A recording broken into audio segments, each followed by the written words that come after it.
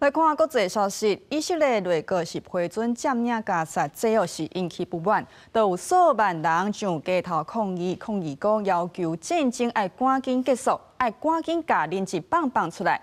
也国际嘛斗抗争，英国伦敦都有400多人因为支持非法的组织来挺巴勒斯坦，去互警察掠走。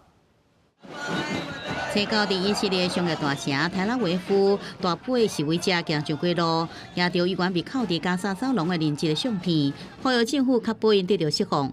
法新社估计现场参加的人数有几万人。发起这场示威的人质家属团体是讲，总数超过10万，是军期以来这个示威规模上大一摆。You could have secured the hostage deal, and you chose to have them. This is not a state security cabinet. This is a death cabinet. 以色列安全内阁初步批准占领加沙市，以便彻底来消除哈马斯，和停火协议彻底破灭。那安尼做，互也活着大约20名以色列人质生还的机会也更加渺茫。民调显示，绝大多数以色列人赞成随结束战争。 也若战火升级，也会使加沙地区的饥荒甲人道危机更加恶化。以色列虽然暂时放宽物资入境，国际间也加强空投来补给，不过依然无够这需求。